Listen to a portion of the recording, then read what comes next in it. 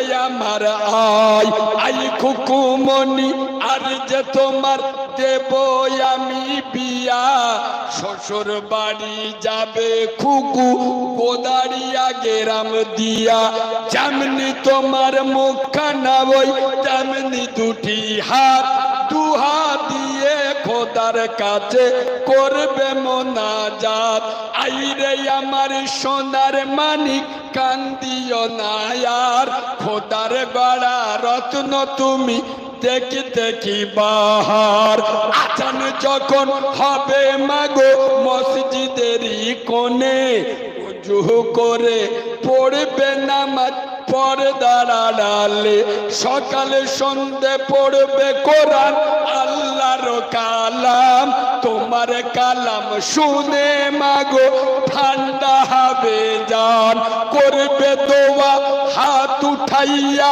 আল্লাহর দরবারে নেকি পাবো মা জান আমি কবরেতে শুয়ে চুপ কর গো খুকুমনি সদাই কেন কাঁদো আল্লাহ নামের দোয়া তোমার গলায় পরিয়ে দেব আল্লাহুম্মা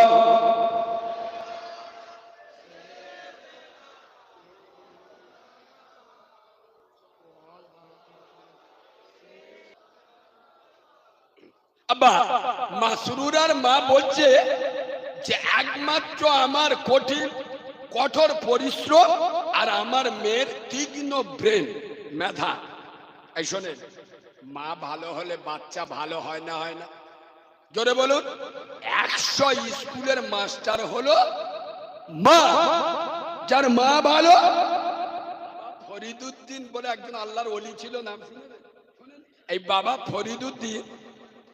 বাবা ফরিদুদ্দিন এনার মা একদিন রাস্তা দিয়ে হেঁটে যাচ্ছে গ্রামের লোকেরা ধরে আয় বাবা ফরিদ ও ফরিদের মা দাঁড়া ফরিদের মা তো দাঁড়িয়ে আই দেখ তোমার বেটা তো আল্লাহর ওলি গো বলে কেন তোমার বেটা আউযু বিল্লাহ বিসমিল্লাহ পড়ে ফু দিলে পানি খেলে রোগ সেরে যায় কারোর মাথায় হাত বুলালে আল্লাহ তার রোগ ভালো করে দেয় ফরিদের মা বলছে ওরে গ্রামের লোকেরা তোরা আমার ফরিদকে দেখলি পর্দার পিছনে ওর মাকে জানলি না আমি ফরিদের মা খোদার কসম বিনা উজুতে কোনোদিন ফরিদের দুধ খাওয়াইনি সুবহানাল্লাহ বলো আর আমাদের মেয়েরা এদিকে দুধ দিচ্ছে এদিকে মোবাইল আল্লাহর কি জোয়ান ফিল্ম দেখ যাদের জন্মের ঠিক নেই তারা এদের মডেল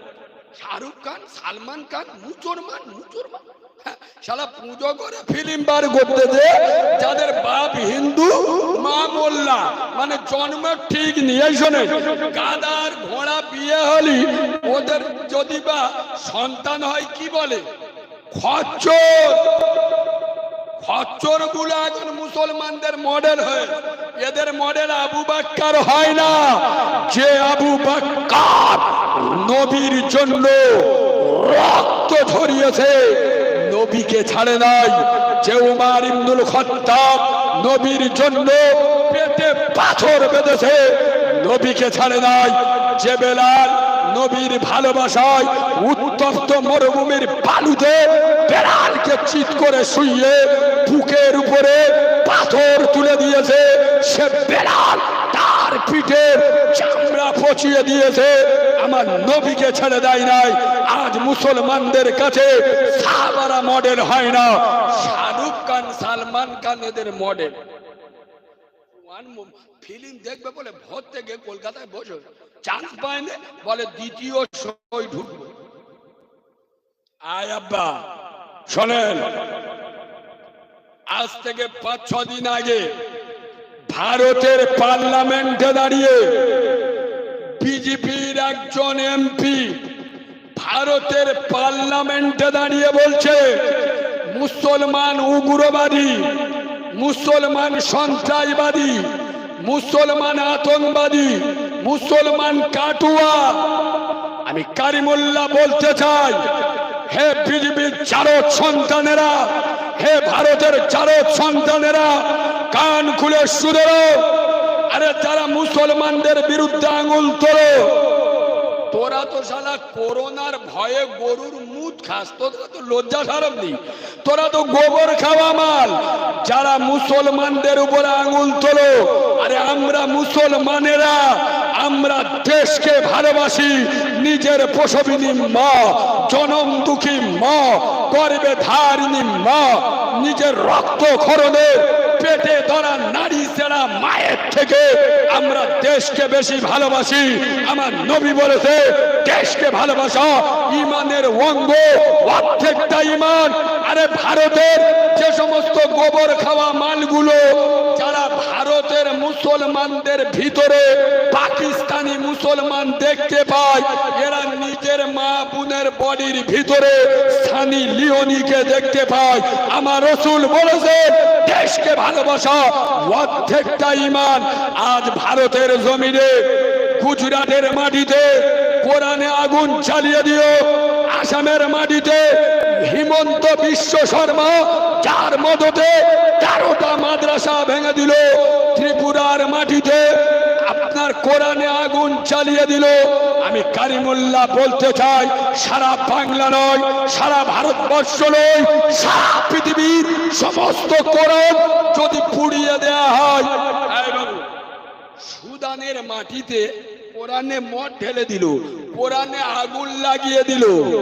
ওসব বাঁদরের বাচ্চারা জানে না বর্তমান গোটা দুনিয়ায় 100-200 নয়, 1000-2000 নয়, 1 লাখ 2 লাখ নয়, 1 কোটি 2 কোটি নয়, 10 কোটিরও বেশি আল্লাহর কোরআনে হাফেজ আছে, যারা দিলের মধ্যে, অন্তরের মধ্যে, সিনার মধ্যে আল্লাহর কোরআনকে সংরক্ষণ করে রেখেছে। আরে পৃথিবীর কোন আগুনে জন্ম হয়নি, হাফেজের বুকের ভিতরে যে কোরআন আছে সেই কোরআনকে পুড়িয়ে দেবে। ভারতে কোন পানির জন্ম হয়নি, যে হাফেজের কলিজার ভিতরে যে কোরআন আছে সেই কোরআনকে ভিজিয়ে দেবে। আল্লাহ কোরআন নাজিল করেছে, ইন্না নাহনু নাযালনা যিকরা ওয়া ইন্না, জোরে বলেন হবে। এই বাবু, খোদার কসম করে আমি কালিমুল্লাহ বলি, আল্লাহ আমাকে 6 বছর বয়স থেকে ওয়াজ করাচ্ছেন। শুধু বাংলা নয়, ভারতের বিভিন্ন রাজ্যে বলে আসছি। আর আজও আমি এই গোদাড়িয়ার মাটিতে এসেছি। আজ আমি বাচ্চা মাওলানা কারিমুল্লাহ জেহাদি গোদাড়িয়ার মুসলমানদের হাতে, গোদাড়িয়ার যুবক জওয়ানদের হাতে, গোদাড়িয়ার তরুণ নবীনদের হাতে, গোদাড়িয়ার নওজোয়ানদের হাতে, গোদাড়িয়ার বয়স্ক বাবাজিদের হাতে, গোদাড়িয়ার সোনামণি মা বোনদের হাতে, এক হাতে আল্লাহর কোরআন তুলে দিতে চাই, আর এক হাতে আল্লাহর নামাজের পাঠি তুলে দিতে চাই। যে মুসলমান কোরআন মেনে নেবে, নামাজের পাঠিকে সঙ্গী করে নেবে, কসম খোদার করে আমি কালিমুল্লাহ বলি, সারা বাংলা নয়, সারা ভারতবর্ষ নয়, সারা পৃথিবীতে কোন জাতি নয়, কোন নেতা নয়, কোন নেত্রী নয় মুসলমানদের গায়ে একটা কাঁটার আঁচল লাগাবে। এক হাতে কোরআন আর এক হাতে, দুর্ভাগ্যজনক হলেও সত্য, আমরা মুসলমান কোরআন পড়ব কখন? বলো বলো, দাদি মরবে যখন, তার আগে একবার কোরআনের কথা মনে ওঠে কখন বলুন? হবে ওরা না রে বাবা, মেয়ে লোক আর মদ্য লোক, মানে দুই লোকে ঘুষুঘুষি করেছে, মেয়েটা মদ্য লোকের মধ্যে এই গুটিয়ে কোরআনে হাত দে বল, কোরআনে হাত দে বল। আরে হ্যাঁ না, হ্যাঁ না, আল্লাহর গজব পড়বে তোমাদের উপরে। কোরআন এসছে ছুঁয়ে কিরে খাওয়া, দুই যায় চুল ছেঁড়াছিড়ি করেছে, বলে কোরআন ছুঁয়ে বল। কোরআন এসছিল ছুঁয়ে কিরে খাবার। কোরআন বের করবে কখন? গ্রামের লোক মরবে যখন। কোরআন এসছিল ওই মরে গেলি পড়ার জন্য। এই কিছু কিছু মাল আছে, বাপ মরে যাচ্ছে, মাথার ধারে গিয়ে কোরআন পড়তেছে, আর ও তো গুনাহ বেড়ে বিয়া। যে মালটা মরে যাচ্ছে তারকে বলতে, ও চাচা ও চাচা ও চাচা লাইলা পড়ো, লাইলা লাইলা পড়ো, লাইলাই পড়ো। ও কাউরা যখন পড়ার দরকার ছিল তো পড়ে না, এখন পড়লি কাজ হবে, কথা বলে না। ও তো আরো তো লাভেতে ক্ষতি বেশি, ও তো মৃত্যুর জাকান্দানি চলছে, অন্য মাইন্ড আছে। ও যদি একবার বলে পড়বুনি তো বেইমান হয়ে মরবে। মরণের সময় কেন এইসব করেন? আরে যে অন্তরে কলেমা রাখবে মরণের সময় জমানে চলে আসবে। বিয়াদব, জীবনে কোনোদিন আল্লাহ আল্লাহ রসুলের কাছে যায়নি, মসজিদে যায়নি, আর মরে গেছে গ্রামের লোক বিসমিল্লাহি অফি সাবিলিল্লাহি আলা মিল্লাতে রসুলিল্লাহ, আল্লাহর নামে নবীর দলে উঠিয়ে দিচ্ছে। ও তো মরলো সিপিএম কর্তৃকে মরলো, তৃণমূল কর্তৃকে মার্ডার হলো, কংগ্রেস কর্তৃকে মার্ডার হলো, আইএসএফ কর্তৃকে মার্ডার হলো। তা তুই বললি আল্লাহর দলে নবীর দলে উঠিয়ে দিলাম, আল্লাহর নামে নবীর দল, নবীর দল ওইটা কথা বলে না। তৃণমূল পার্টি ওটা নবীর দল, সিপিএম পার্টি ওটা নবীর দল। তা তোরা তো খুনুখুনি করে পার্টি করে মার্ডার হলি। তা মমতা ব্যানার্জি বুদ্ধদেবের নাম করে আমার নবীর নাম ব্যবহার করছিস, বিয়াদব, শরিয়ত তোর বাবার। শোনেন, মরণের সময় আরে যার জিন্দেগি কোরআন হবে, মরণের সময় তার কোরআনের দরকার নাই। মারা যায় যখন কবরে যায় না, কবরতে যখন ফেরেশতারা তোলে, ও যদি ইমানদার হয়, ও যখন মাটি দেন, ভোরের বেলা, রাত্রে বেলা, সকাল বেলা, যখন মাটি দেন, ও যদি ইমানদার হয়, ও যখন ফেরেশতারা তুলবে, ও যেন মনে হবে আসরের ওয়াক্ত যেন শেষ হয়ে যাচ্ছে, ও তাড়াতাড়ি বন্যা খুঁজবে উজু করার জন্য। সাহাবা ফেরেশতারা বলবে না, ইরাম মাল বুঝতে পেরেছ? ওই জন্য আমি বলি তো, হাওড়া জেলায় মরে গেলি কি দাও, বাঁশ দাও না কাঠ দাও? আরে মরে গেলি কবরে আপনারা কি দেন? কবর বাঁশ, কাঁচা না পাকা? কাঁচা কাঁচা, বেশ ভারী মতো। গাঁটলা না গাঁট ছেঁচে দাও? ভালো ভালো। কেন জানো? আমরা যে ধরনের মাল আল্লাহর কিরে বা ঢুকলি বুঝতে পারবে, ফেরেশতারা পেট পরে বসে, জান্নাতে মুলেরা বুঝবে।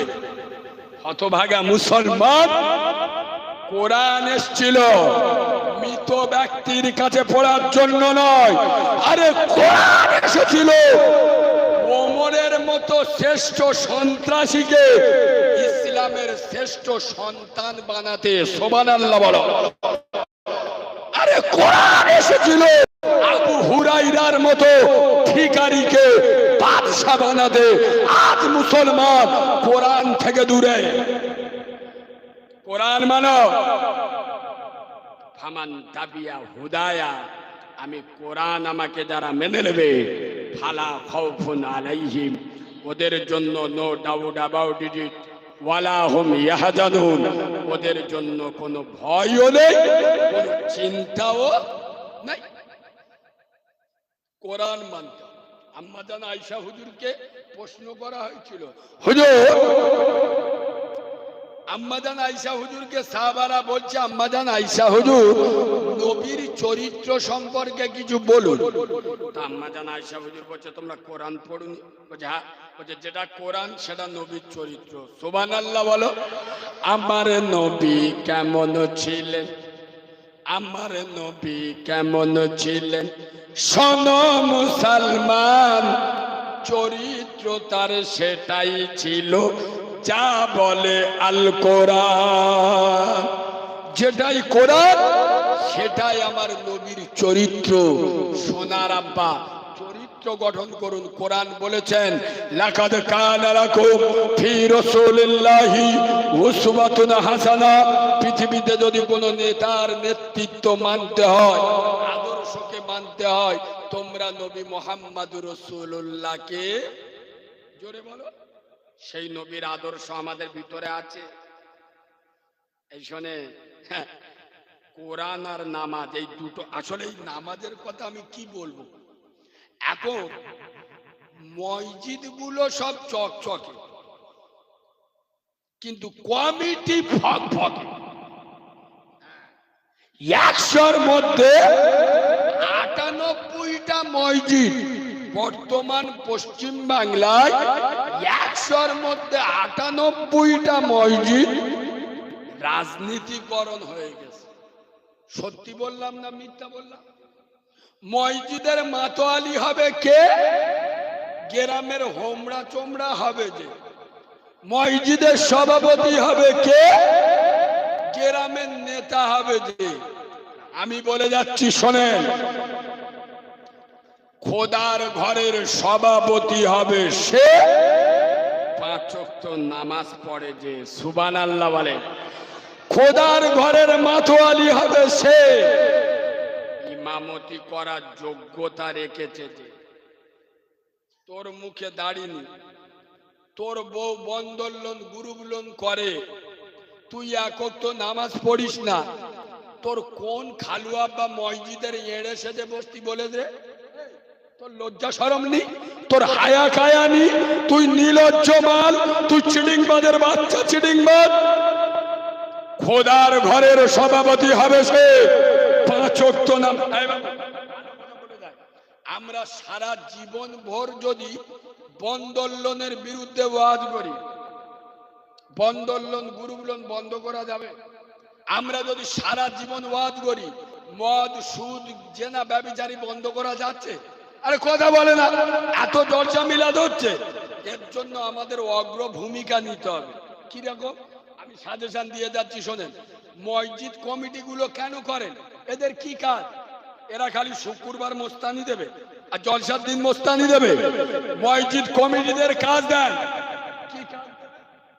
মসজিদ কমিটির দায়িত্ব এরা খাতা করবে।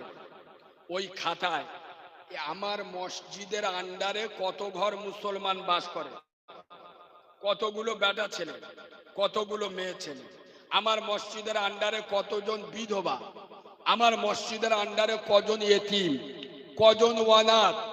এই বাবু, মসজিদে শুক্রবার কোটো ছাড়ছেন মসজিদের জন্য, তার 5 মিনিট পরে আর একটা কোটো ছেড়ে দেন। ওই কোটোর টাকাটা এই কোদারিয়ার যার স্বামী নাই সে যেন না বলতে পারে আমার স্বামী নাই বলে, আমি বিধবা বলে আমার পাশে দাঁড়ানোর কেউ ছিল না। আরে প্রতি সপ্তাহে মসজিদ থেকে বিধবাদের টাকা যাবে, প্রতি সপ্তাহে মসজিদ থেকে এতিমদের টাকা যাবে। একজন বিলিয়ন স্টুডেন্ট মাধ্যমিকে স্টার পেয়েছে, উচ্চ মাধ্যমিকে লেডার পেয়েছে, কিন্তু গরিবের ছেলে টাকার অভাবে আরো স্কুলে ভর্তি হতে পারছে না। মসজিদ থেকে স্কলারশিপ দেন, মসজিদ থেকে দেন, সমাজ আগে বাড়ান। কেন মসজিদ 2 তলা 3 তলা করেন? কেন মসজিদে এসি লাগাবেন? মসজিদ 4 তলা করবেন, ইমামকে রাখবেন সিঁড়ির তলায়, তোগা মাথায় বিনা মেঘে বজ্রাঘাত করবে। কিছু কিছু মাল আছে আবার বলে আমরা মসজিদে 2 লাখ টাকা ব্যাংকে রেখে দিই, চেবড়ে সোজা করে দেবো। খোদার ঘরের টাকা তোর কোন বাপ ব্যাংকে রাখতে বলেছে রে? মসজিদে এসি লাগাচ্ছে, 4 তলা মসজিদ করছে, পাথর দিয়ে চকচক করছে। মসজিদের মেন খোরাকি হলো মুসল্লি, নামাজি। নামাজি দেয় না, মেয়ের ইচ্ছা মতো সাজাচ্ছে। আগো ওর বেনাচিলি কিছু হবে, খালি সাজাচ্ছে। তা বেটা দিবি তো, তবে তো ছানা বাচ্চা হবে। বিয়াদবদের আর কি দিয়ে বোঝাবো, আর কোন ভাষায় বোঝাবো? খোদার কসম মসজিদ বদদোয়া করে, তাই তো হামপামের মতো ঝড় মাঝে মাঝে এসে চুমো খেয়ে চলে যায়। আরে এই এলাকায় আলেমদের কাছ থেকে আমার খোদা চেক করে নেবে। মসজিদ আল্লাহর কাছে বদদোয়া করে, আল্লাহ এই গোদারিয়ার মুসলমানরা আমার 3 তলা মসজিদ করেছে, আমার আবার এসি বইছে দে, পাথর বইছে, পেচাপ কানায় পাথর বইছে দে, কিন্তু আল্লাহ আমার যেটা মেন খোরাকি, একটা মেয়েকে বিয়ে করে যদি 40 বছর আপনি বাইরে চলে যান, আগো থাকবে কিছু? বিয়াদবদের আর কি দিয়ে বুঝায়? খোদার ঘরে এসি লাগাচ্ছ, মসজিদ বলছে আল্লাহ আমার সাজিয়ে তুলেছে, কিন্তু আমার যেটা মেন খোরাকি মুসল্লি নামাজি, এরা মসজিদে আসে না। আল্লাহ তুমি এদের ব্যবস্থা করো, মসজিদ বদদোয়া করে, তাই গ্রামে বালা মুসিবত আসে।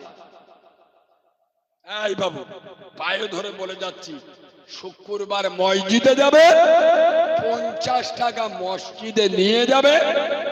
আমি বলে যাচ্ছি 5 টাকা মসজিদে দেবেন, 10 টাকা দেন, 50 টাকা যদি নিয়ে দেন 10 টাকা মসজিদে দেন, 40 টাকা ইমামের হাতে দেন। আমি নবীর মেম্বারে বসে বলছি, শুধু হাত তুলে দোয়া করলে দোয়া হয় না, ইমাম মুচকি হেসে দেবে, আমার মদিনাওয়ালা খুশি হবে। সুবহানাল্লাহ। রাসূল বলছে, তোরা গোদারিয়ার মসজিদের ইমামকে 40 টাকা দিলি না, তোরা আমি আব্দুল্লাহর বেটা মোহাম্মদ আমার হাতে টাকা দিলি। সুবহানাল্লাহ। কিন্তু ওই বললু নিজের মার ভাত দিনা সাউরির পালকি করলে যায়। আমার মতো জন খাটা মোল সাহেব, আমার মতো ভাড়াটে মোল সাহেব 2 ঘন্টার জন্য নিয়ে 12,000 14,000 দেবে। কিন্তু যে ইমাম বাপ মরে গেলি জানাজা পড়াবে, মা মরে গেলি জানাজা পড়াবে, তোর বউ মরে গেলি পাশে দাঁড়াবে, সেই ইমামের 1 মাস পরে কত বলো? 4,000। কত মাইনে বলবে তো? 5,000 6,000, তাও 4 মাস বাকি। আমি তো ইমামদের বলে আসি, শালা মাঝে মাঝে বিনা উজুই বাপের জানাজা পড়িয়ে দেবেন, ফেরেশতারা বুঝতে পারবে না।